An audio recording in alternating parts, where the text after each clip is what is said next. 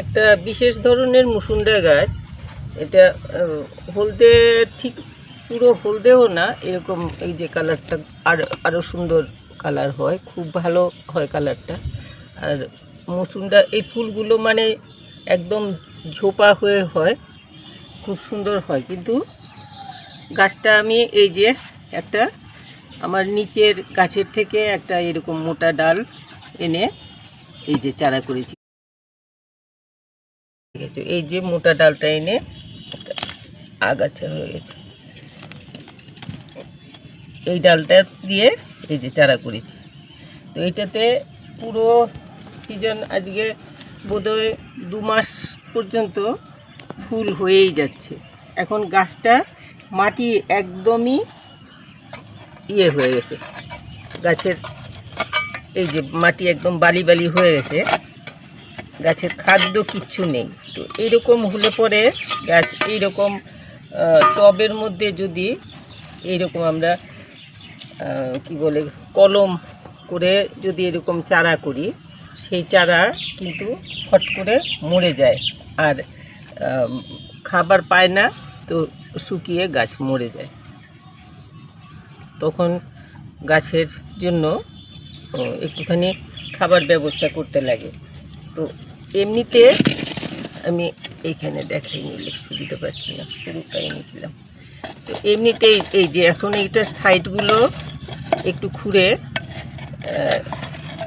এরকম করে অল্প করে খুঁড়ে দেব, যাতে সে করে কোনো রকম চোট না লাগে। একদম এটা তো মাটির টব, সুবিধা। প্লাস্টিকের টবগুলোতেও ইচ্ছে করলে না করতে লাগবে এরকম করে সাইডগুলো একটুখানি নেড়ে দিয়ে এরকম করে, তারপরে এটাতে একটুখানি সার দিয়ে দিতে লাগবে। এখন যারা রাসায়নিক সার ইউজ করেন, আপনারা অল্প করে রাসায়নিক সার এরকম সাইড দিয়ে আর রাসায়নিক সার যা যা দিতে লাগে, আমি তো ওইগুলো জানি না, তো ওইগুলো এরকম অল্প করে দিয়ে তারপরে একটু মাটি দিয়ে চাপা দিয়ে দেবেন, একটু জল দিয়ে দেবেন। আর আমি তো রাসায়নিক সার ইউজ করি না, তো আমি এটার জন্য নিয়ে এসেছি এই যে কিছুটা এনেছি ভার্মি কম্পোস্ট। এতখানি ভার্মি কম্পোস্ট লাগবে না,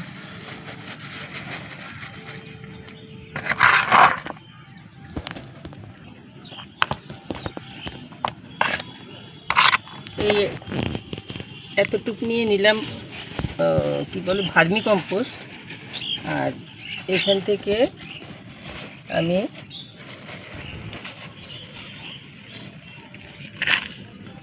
দুই মুঠ মতো চা পাতা শুকনো চা পাতা এই যে নিয়ে নিলাম। বেশি পড়ে গেল।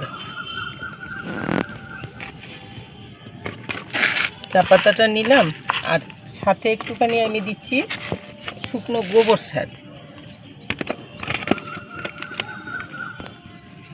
এই 1 ভাগ দিয়ে দিলাম গোবর সার, 1 ভাগ ভার্মি কম্পোস্ট, 1 ভাগ গোবর সার, আর তার সাথে অর্ধেক মতো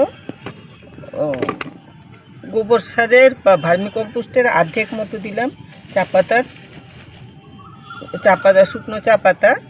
আর এটার মধ্যে একটুখানি দিয়ে দিচ্ছি ডিমের খোসা গুঁড়ো।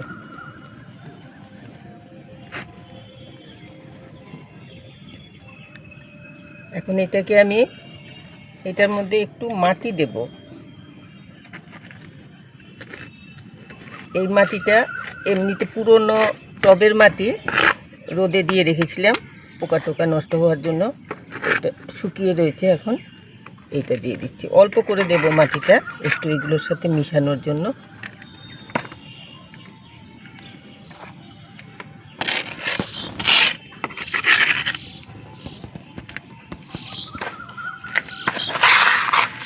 ভালো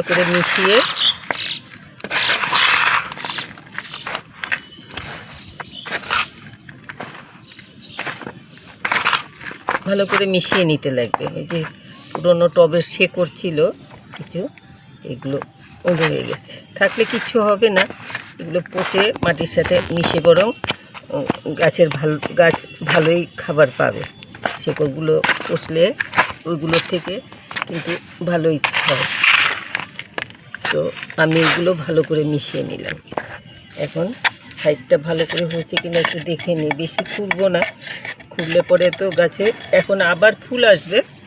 এই নতুন আগাগুলোতে আবার ফুল আসবে, পুরনো আগাগুলোতে তো ফুটে গেছে এক প্রস্থ, অনেক দিন থাকে এই ফুলগুলো আর ভর্তি হয়ে ফোটে। আমি এখন এইগুলোকে আমি সবসময় যখন নাকি গাছটা লাগাই তখন গাছে আমি কিন্তু পুরো টব ভর্তি করে মাটি দিই না, অর্ধেক টব মাটি দিয়ে গাছটা লাগিয়ে দিই। তাতে কি হয়, ওই যেমন এখন ফুল ফুটেছে এক প্রস্থ, গাছটা এখন খাবার পাচ্ছে না, বোঝা যাচ্ছে গাছের শক্তিটা একটু কমে গেছে। তো এখন আমি অনেকখানি এরকম সারের মাটি তৈরি করে গাছের গোড়ায় দিতে পারবো, যাতে গাছ ভালো করে আবার খাবার টাবার নিতে পারে। তো এরকম করে এখন আমি সুন্দর করে আবার এটাকে মাটি মিশিয়ে দিয়ে দিলাম, যাতে গাছ ভালো করে খাবার পেতে পারে।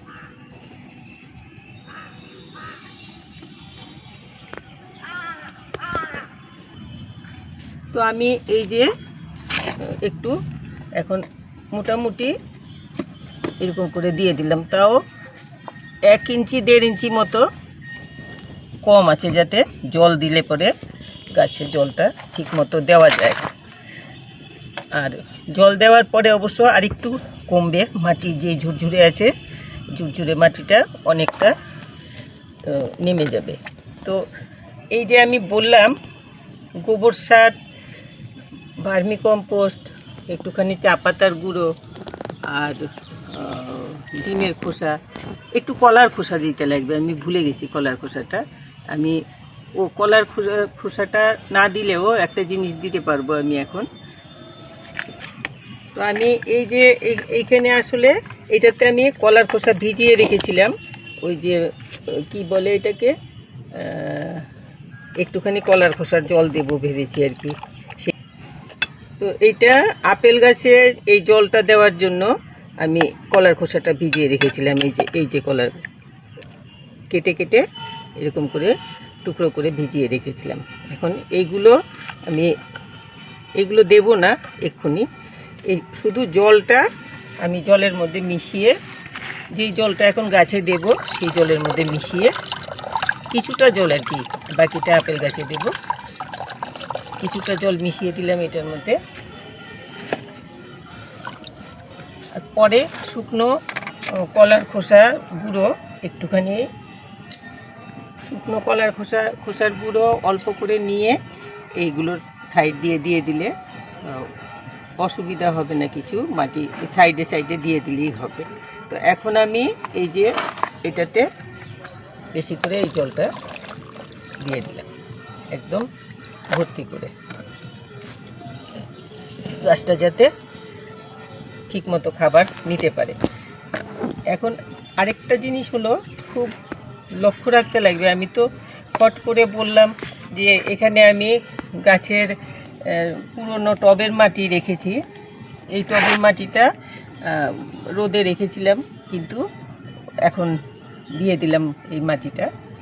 তো এই যে মাটিটা এখানে দিলাম, এই মাটিটা দেওয়া কিন্তু মাটিরটাকে আগে টবের মাটিটার মধ্যে যা কিছু পোকা টোকা আছে সেগুলো বেছে ফেলতে লাগবে, যেমন কেন্ন থাকে, তারপর ছোট শামুক জাতীয় কিছু থাকে, শুয়োপোকা থাকে অনেক সময়, এগুলো সব বেছে ফেলে তারপরে রোদে ভালো করে শুকাতে লাগবে।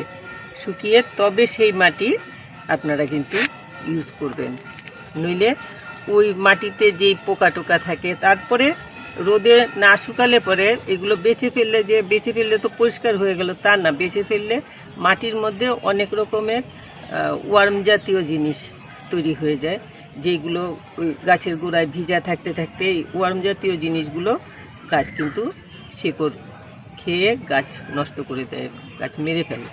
তো সেই জন্য মাটিটাকে কদিন ভালো করে রোদে শুকিয়ে নেবেন, তারপরে ওই মাটিটা ইউজ করতে পারবেন আর কি। আমি এখন যে ইউজ করেছি এই মাটিটা বোধহয় আজকে 15 দিন আগের বা 15-20 দিন আগে আমি টবের থেকে বের করেছি, পোকা টোকা বেছে তারপরে রোদে দিয়ে রেখেছিলাম, তারপর এখন এই মাটিটা আমি ইউজ করলাম। তো এইভাবে একটুখানি মাটি, ভার্মিকম্পোস্ট আর কি বলে চা পাতার গুঁড়ো আর ডিমের খোসার গুঁড়ো, মাটির সাথে গোবর সার, পুরনো গোবর সার দেবেন। নতুন গোবর এনে যে দিয়ে দিলাম তা করবেন না, একদম পুরনো গোবর সার, ভার্মিকম্পোস্ট, চা পাতা আর ডিমের খোসার গুঁড়ো, সাথে একটু কলার খোসা দেবেন। কলার খোসাটা ফুল গাছের জন্য, ফল গাছের জন্য খুব বেশি উপকারী। যদি সম্ভব হয় সব সময় কলার খোসা, আমরা যে লিকুইড সার যেটা তৈরি করি সেইটাতে কলার খোসা থাকলে খুব ভালো হয়, তাতে ফুল ফল দুটোই ভালো রকম হতে পারে আর কি। তো এই জন্য এইভাবে সারটা তৈরি করে গাছের গোড়ায় দিয়ে দেবেন। এই যে আমি বললাম যে এখন জল দিলে মাটিটা আর একটু নেমে যাবে, এই যে আরও নেমে গেছে। তো এই যে এইরকম, এই যে আরও নেমে গেছে মাটি। এখন আমি এই দিয়ে দিলাম, ভালো করে জলটা বেরিয়ে গেছে তলা দিয়ে, আর একটু জল দিয়ে দিই। পুরো গাছ এখন যা খাদ্যের অভাব গাছের হচ্ছিল এখন আর তা থাকবে না, আবার গাছ খুব সুস্থ সবলভাবে গাছটা তৈরি হবে। তো আমি দেখালাম, আপনারা ইচ্ছে করলে এই গাছ কিন্তু টবে করা খুব মুশকিল, একটুতেই নষ্ট হয়ে যায়। তো ইচ্ছে করলে কিন্তু আবার খুব তাড়াতাড়ি চারা তৈরি করা যায়। ওই বড় গাছের থেকে একটু মেচিওর ডাল কেটে এনে লাগালে পরে এই যে আমার গাছের এই এতটুক ডালটা লাগিয়েছিলাম, হ্যাঁ, তো মেচিওর ডাল এনে গুজে রাখলে ওইটা থেকে কিন্তু শেকড় বেরিয়ে যায়, গাছ হয়ে যায় খুব সুন্দর। তো আমি এইভাবেই করি। আপনাদের যদি এরকম, আসলে মুসুন্ডা গাছগুলো প্রত্যেক সিজনে যখন ফুল ফোটা শেষ হয় তখন ছেটে দিতে লাগে। মাটিতে যেসব মুসুন্ডা গাছ থাকে বিশাল বড় হয়ে যায়, তখন ছাটার সময় লক্ষ্য করে মেচিওর ডালের থেকে 1 হাত মতো সাইজের ডাল এনে সেটা একটু ভালো হয় যদি একটু কি বলে অ্যালোভেরা থেকে একটুখানি জেলটা লাগিয়ে গুজে রাখেন, সেটা ভালো। না থাকে তো এমনি করলেও হবে, এমনি গুজে রাখলেও হবে। ঠান্ডা জায়গাতে গুজে রেখে দিলে শেকড় বেরিয়ে যাবে, তারপরে এনে সুন্দর করে টবে এইভাবেই মাটি তৈরি করে লাগিয়ে দেবেন টবে, তাতেই হবে গাছ, গাছ হবে, ফুল হবে। আমার তো এইটাতে খুব সুন্দর ফুল হয়েছিল। এখন গাছটা যখন এরকম হয়ে গেছে আর শক্তি পাচ্ছে না, কম গাছের পাতা টাতা এই যে একটুখানি হলদে হলদে মতো হয়ে গেছে, এই যে এত বেশি খাবারও পাচ্ছে না। তো আমি এখন এই জন্য এটাকে একটুখানি সার মাটি টাটি দিয়ে দিলাম যাতে গাছ তার প্রয়োজন মতো খাবার পেয়ে যায়। আমরা টবে গাছ করি, আমাদের কিন্তু সব সময় লক্ষ্য রাখতে লাগে যে গাছ, কোন গাছটা খাবারের অভাব হয়েছে, কোন গাছটা। আমরা তো রোগ পোকা সবসময়ই লক্ষ্য করি। একটু আগে এখান থেকেই একটা পোকা মেরেছি, লাল রঙের এত বড় একটা পোকা এসেছিল, যেটা আগে কখনো এরকম পোকা দেখিনি। তো এগুলো লক্ষ্য রাখতে লাগে। আর কিন্তু আবার কোন গাছটা একটু ঝিমিয়ে গেল, একটুখানি পাতা টাতা লাল হয়ে গেল, বা দেখে নিচের মাটিটা দেখে বোঝা যাচ্ছে যে ও খাবার পাচ্ছে না, মাটিতে কোনো খাবার নেই, ওইগুলো বুঝে একটুখানি যদি আমরা কেয়ার নেই তাহলে পরে কিন্তু সারা বছর আমাদের ছাদে নানান রকম ফুল থাকবে। এক্ষুনি আমার ছাদেও অনেক রকমের ফুল আছে। এইখানে জবা গাছেও দেখতে পাচ্ছেন জবা ফুল, আরও ওই যে পুজো দেওয়ার জন্য পেরে নিয়ে যায়, এই যে আছে জবা ফুল, এই যে আছে, ওইখানে আছে কি বলে এটাকে, কাঠগোলাপ, কাঠগোলাপ আছে, ওইখানেও আছে কাঠগোলাপ না, এটাকে আরো একটা কি যেন বলে, আমি নাম ভুলে গেছি। ওই যে ওইখানে চোপা চোপা হয়ে রয়েছে, ওই কি বলে নাক চম্পার সাথে হয়ে রয়েছে এইগুলো। এইভাবে গাছের কেয়ার নিলে পরে তো গাছ ঠিক থাকবে। এখন আমি এটাকে একটুখানি শেডের তলায় নিয়ে যাব, কেননা রাতে মনে হয় খুব আকাশে মেঘ করেছে, কিরকম অন্ধকার অন্ধকার হয়ে গেছে। আমি এটা শেডের তলায় যদি না নিই তাহলে পরে এই যা সার টার দিয়েছি এগুলো সব টেনে ফেলবে, ধুয়ে যাবে। এইখানে রেখে দিই।